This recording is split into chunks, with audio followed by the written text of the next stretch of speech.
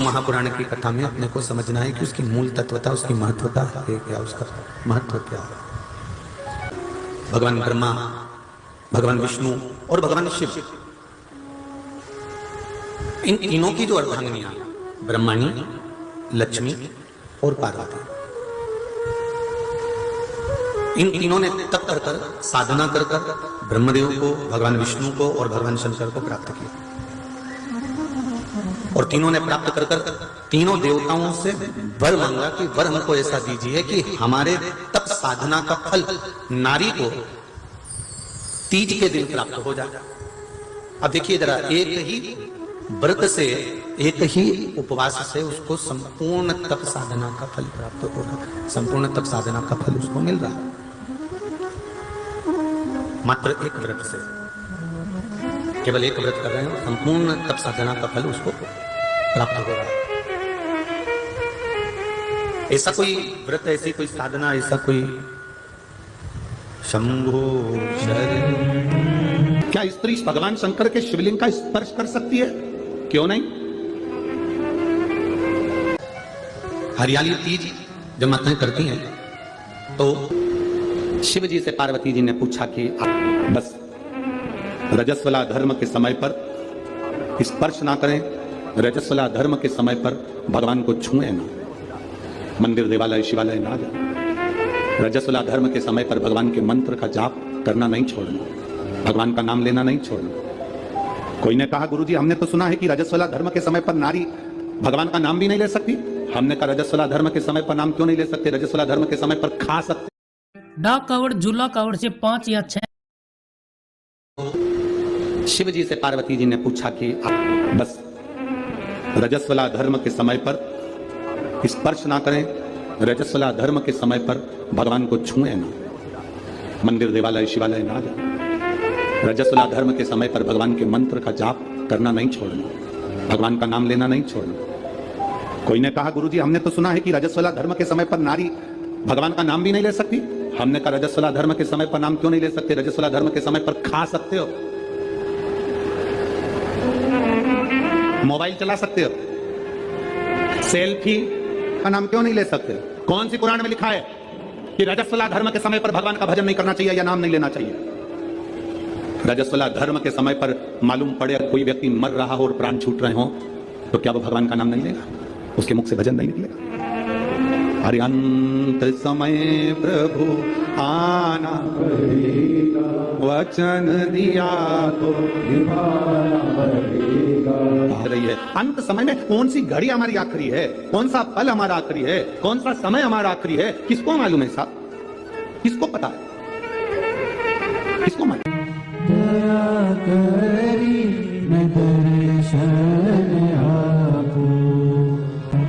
तो ब्रह्माणी ने ब्रह्मदेव से मांगा, लक्ष्मी जी ने भगवान विष्णु से मांगा, पार्वती जी ने भगवान शिव से मांगा कि ऐसा वर दे दीजिए जिस वर से एक ही व्रत करने से संपूर्ण फल की प्राप्ति हो जाए, संपूर्ण फल मिल जाए। ऐसा एक। अब देखिए हरियाली तीज करने वाली माताएं थोड़ा ध्यान से सुनो। एक हरियाली तीज, एक गणगौर की तीज, ये 2 तीज के व्रत ऐसे होते हैं जिसमें जब माताएं करती हैं तो उस समय पर उमा, ब्रह्मणी और लक्ष्मी, इन तीनों की आराधना का फल उसको केवल एक व्रत से प्राप्त हो जाता है। पुराण की कथा कर रही है, भगवान शंकर का संवाद कर रहा है, शिव कथा कर रही है। अपने भीतर एक बात हमेशा उतार कर रखना, एकादशी का व्रत करो, चाहे सोमवार का व्रत करो, चाहे पशुपति व्रत करो, चाहे तीज का व्रत करो, चाहे चतुर्थी का व्रत करो, चाहे पंचमी का करो, चाहे छठ का करो, तुम्हारी मर्जी पड़े जो व्रत करो। पर शिव महापुराण की कथा कहती है जैसे माता पार्वती जी ने भगवान शंकर से जाकर प्रार्थना करा कि हे भोलेनाथ, मेरा मन करता है कि मैं तप साधना करूं और उस तप साधना के पुण्य को इकट्ठा कर कर मैं आपको समर्पित करूं। आपके मन में जब व्रत करने का भाव प्रकट हो जाए, आपके मन में जब दान करने का भाव प्रकट हो जाए, आपके मन में तप साधना करने का जब भाव प्रकट हो जाए, तो शिव कथा कहती है एक बात अपने पति के कानों में यह बात जरूर डालिए कि मेरा मन कर रहा है कि मैं पशुपति व्रत कर लूं, मेरा मन कर रहा है कि मैं सोमवार का व्रत कर लूं, मेरा मन कर रहा है कि मैं भगवान की ये सोमवार का व्रत, ये 16 सोमवार का व्रत, ये पशुपति व्रत मैं धारण कर लूं। ये अपने मन की बात आप अपने पति से जरूर कहें, अपने परिवार में जरूर कहें। कारण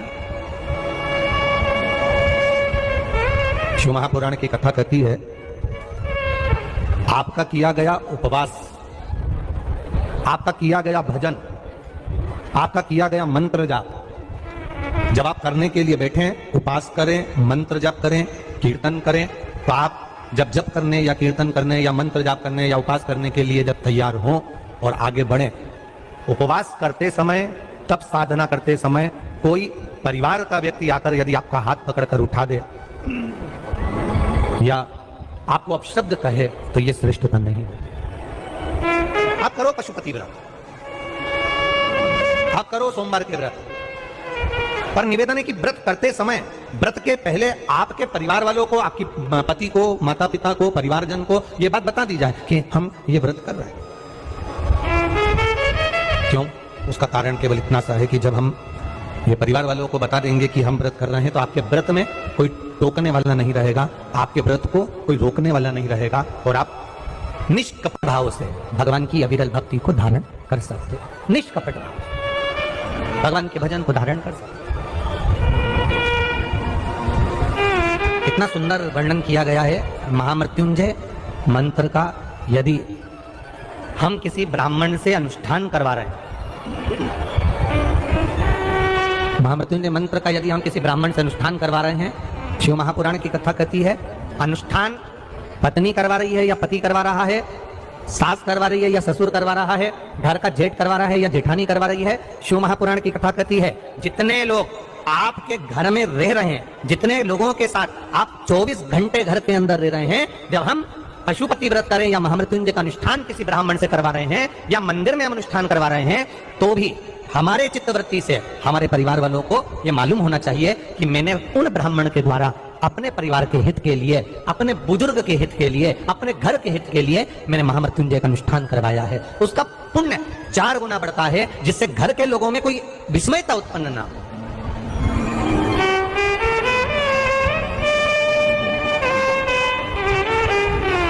हमारे भीतर कोई विस्मयता उत्पन्न ना हो,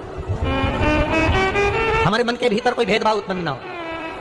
और हम तो यहां तक कहेंगे, आप अगर शंकर जी के मंदिर में जा रहे हो, 1 लोटा जल चढ़ा रहे हो, शंकर जी के मंदिर में पहुंचकर 1 लोटा जल समर्पित कर रहे हो, तो भी आपके घर के लोगों को मालूम होना चाहिए कि ये पास वाले शिव मंदिर में गई है, मेरे पास के मंदिर में मेरा घर का बच्चा शंकर जी को जल चढ़ाने गया है, मेरा पति पास के मंदिर में शंकर भगवान को जल समर्पित करने के लिए गया है। ये घर के लोगों को ज्ञात होना चाहिए।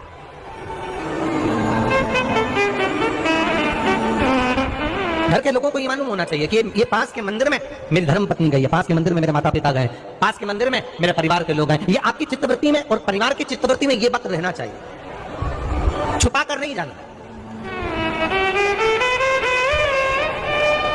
छुपाकर भगवान के मंदिर में नहीं जाना, छुपाकर पशुपति व्रत नहीं करना। महाराज शिव महापुराण की कथा वर्णन करती है कि आप भगवान का अगर कोई व्रत, कोई साधना, कोई नियम ले रहे हो, माना आपने कोई व्रत करा, कोई साधना करी, पर घर के लोगों को वो ज्ञात होना चाहिए कि ये मंदिर तक जा रही है, ये पशुपति व्रत कर रही है, आराधना कर रही है। आज माता पार्वती जी ने शिव जी के सम्मुख में ये बात कह दी कि मैं एकांत में जाकर भगवान का तप करना चाहती हूँ और एकांत में बैठकर तप करना चाहती हूँ और उस तप का जो पुण्य है वो आपको देना चाहती हूँ। शंकर भगवान ने तुरंत माता पार्वती जी से कहा, सुनो जगत जननी, सुनो जगदम्बा, सुनो पार्वती, आप तप करो, मना नहीं है, आप साधना करो, मना नहीं है, आप आराधना करो, मना नहीं है, पर आप सोचो कि आपकी करी गई तप साधना का पुण्य आप मुझे दे दो, तो भगवान तुरंत कहते हैं पार्वती जी मुझे आपके तप साधना का पुण्य नहीं चाहिए, आप अपना पुण्य अपने पास में रखो, हमें आपका पुण्य नहीं चाहिए। अभी तक जितनी शिव महापुराण की कथा हुई, उस कथा में आज तक ये बात नहीं निकली जो आज आप लोगों के बीच में इस भोपाल नरेला विधानसभा में जो कथा चल रही है इसमें ये कहना चाह रहे हैं। बड़ा ध्यान लगाकर सुनना। आप अगर 5 महीने तक, 6 महीने तक, 3 महीने तक, 2 महीने तक, 15 दिन, 20 दिन, 1 महीना, 1 साल, 2 साल, 8 साल, 4 साल अगर आपने शंकर भगवान को जल चढ़ाया है, तो शिव महापुराण की कथा यहां तक कहती है कि आपके घर में अगर कोई व्यक्ति बहुत दयनीय स्थिति में पड़ा हुआ है, हॉस्पिटल में पड़ा हुआ है, कोई तकलीफ में पड़ा हुआ है, कोई कष्ट में पड़ा हुआ है, तो आप जब भगवान शिव को जल समर्पित करो तो बाबा से ये विनती कर भी जल समर्पित कर सकते हो कि मेरे परिवार का एक व्यक्ति उसका इस साथ में ये हो गया और वो हॉस्पिटल में पड़ा, उसका नाम ये है, गोत्र ये है। बाबा, हमने जो तप साधना करी है, हमने जो इतने महीने तक आपको जल समर्पित करा है, हमने जो बेलपत्र समर्पित करी है, मेरे बाबा आज स्वीकार करना। और जो हॉस्पिटल में पड़ा है, जो कर्जे में लदालूम पड़ा है, जो तकलीफ भोग रहा है, ऐसी कृपा करना बाबा कि मेरे 2 महीने जो मैंने जल चढ़ाया है, उस चढ़ाए गए जल का पुण्य मैं उसके खाते में देती हूं और उसको ठीक कर देना। यह पुण्य का भाग।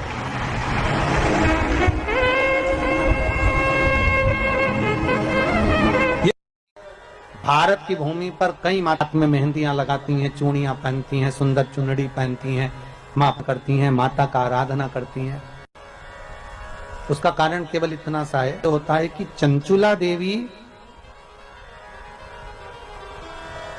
जब 14 दिन तक शंकर और पार्वती अपने गुफा में से बाहर नहीं निकले शिव महापुराण के यजमान बनने के लिए, तब माता